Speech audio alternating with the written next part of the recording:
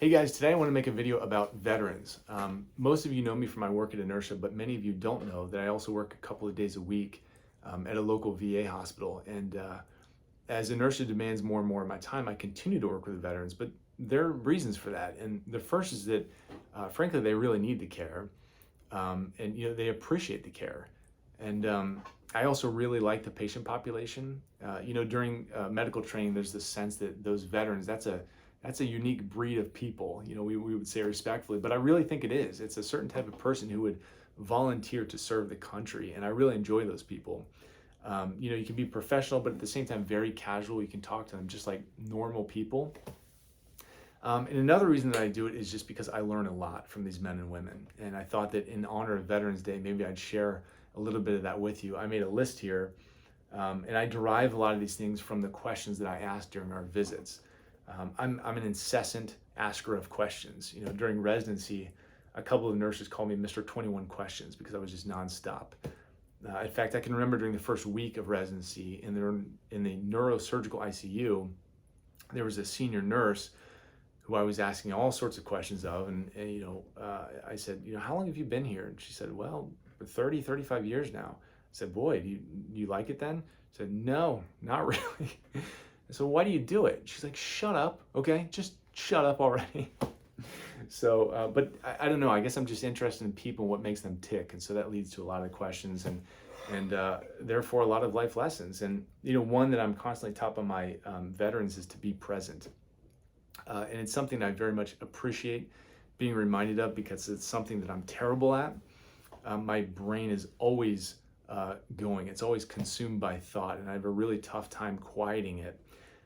But I'll walk out into the hallway, into the waiting area, and some of my veterans will be sitting there with a cup of coffee in hand, just looking around, taking it all in complete silence, and they're okay with it. These days we're on our phones, head down, and some of that is surely generational, but I also have to imagine that some of it is a function of many of these individuals being subject to various assignments and deployments, and just having to be okay with it, just being present, going with the flow.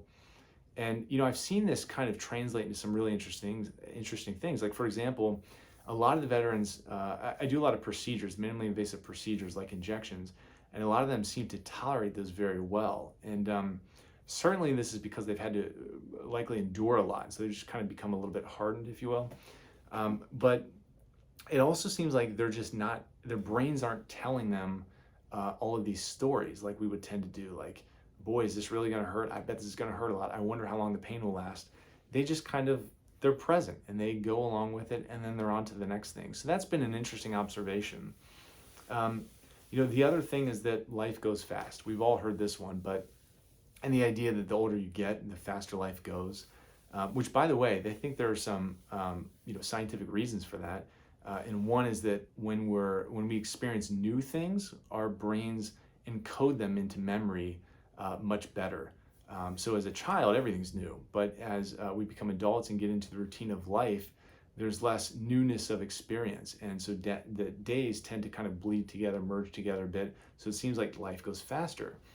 The other thing is that when we're, over time, the brain network of highways and roadways becomes more complex, and the travel or conduction across that becomes slower. And so when we're younger, we're able to code more frames per second, if you will. So when we have a new experience, we can code a lot of that into memory. And that sort of draws it out because we can remember more of the details and more of that experience. So kind of interesting, but to the point that life goes quickly. We all know that we're here for a very brief period of time, and I always appreciate being reminded of that because it causes me to reevaluate my priorities quite often. And as it relates to priorities, something else that I'm routinely reminded of is that relationships are so valuable. The value of relationships. So I'll have veterans talk about regret they have over relationships they didn't nourish, or they'll shed tears over the spouses or friends they've lost. But I never hear them talk about, I wish I had more money, I wish I were more famous. So it's that value of relationships. Something else that I'm struck by is that we are soft. We're soft. I had a 90-some-year-old veteran of mine in last week, a Korean War veteran. He slept on snow. There was nowhere else to sleep. Slept on snow, did not have the proper clothing, so he got frostbitten. His hand is deformed as a result. He literally held his friends in his arms while they were dying. You know, we see that stuff in movies. It actually happens. He went through a number of other tragic things in his life. And he is hardened from that. And that has served him well in some respects. You know, I hear stories like that, and then I think about, tell me about how you had to get up at 8 o'clock in the morning, 7, 6 o'clock in the morning, in your warm, cozy bed next to the person you love. And then you jumped in the warm shower and opened the refrigerator that had an abundance of food. And then you got in your temperature controlled car. You know, we take so much for granted. And, you know, we've become soft. It's easy to do because you habituate to your environment and to the luxuries that we have accessible to us. But that allows us to, you know, certain things deteriorate. And I think there's, you know, kind of a lack of courage and sacrifice sometimes when we become softer in the sense that, you know, we don't challenge ourselves. And, you know, that's kind of the nature of serving this country is you make yourself uncomfortable. You constantly challenge yourself. Every assignment every endeavor you're part of, every deployment, you're uncomfortable. That is not your comfort zone. And so, you know, I try to enact that in my life by signing up to give certain lectures or participate in certain events. And, you know, the day before, I'm always like, why the hell did I do this? You know, but it's in an effort to challenge myself and to grow. You know, when I think about the mornings when you're in your cozy warm bed, I think it was Marcus Aurelius said, you know, we get up for, you know, you are intended to do the work of a human being, for that which you were put on this earth to do. And it's so easy to just say, nah, maybe tomorrow.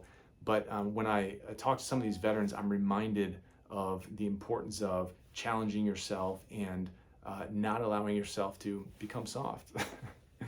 You know, something else is that as I think about that same veteran, that Korean War vet, I'm reminded of the importance of a firm handshake.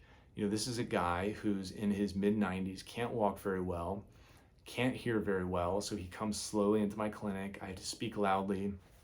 But after our discussion, after our visit, he stands, he looks me in the eyes, and he gives me a firm handshake.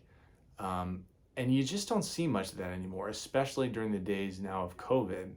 But that's so meaningful, that connection, that nonverbal communication. And it's something that a lot of my veterans retain as a value, as something of importance. And that I think is very meaningful. Something else that I've been taught is that, hey, we need to take care of ourselves. You know, a lot of these veterans, they'll admit that I beat myself up. And if I knew then what I know now, I would have taken better care of myself. And that's not only, you know, physically, but emotionally and otherwise. So we're routinely furthering that discussion. The other thing, the last thing I wrote down here is that I'm constantly reminded from the veterans that we're part of something bigger. Now, that's very tangible. It's often very tangible in the military because you're part of a group that's on a mission. You know, you are part of this military force of the United States, of this country. And other times it's less tangible, but it's equally important to be reminded of because it's this whole like Simon Sinek leaders eat last sort of mentality that I do for them because they would do the same for me. We take care of each other. You know, we prioritize the well-being of those around us, and they do likewise for me. And there's really a sense of that kind of brotherhood, that camaraderie, that reciprocation amongst the veterans. And I think I try to take that to, you know, my businesses, to my various work environments, and, you know, treat other people and try to take care of them, to treat them as equals because we are equals, and to look out for them and know that I've got their back, that we all as a group have each other's backs. And I think that can become lost sometimes in the day of social media, less personal interaction, but it's very, very important to me. And I appreciate the veterans for reminding me of that.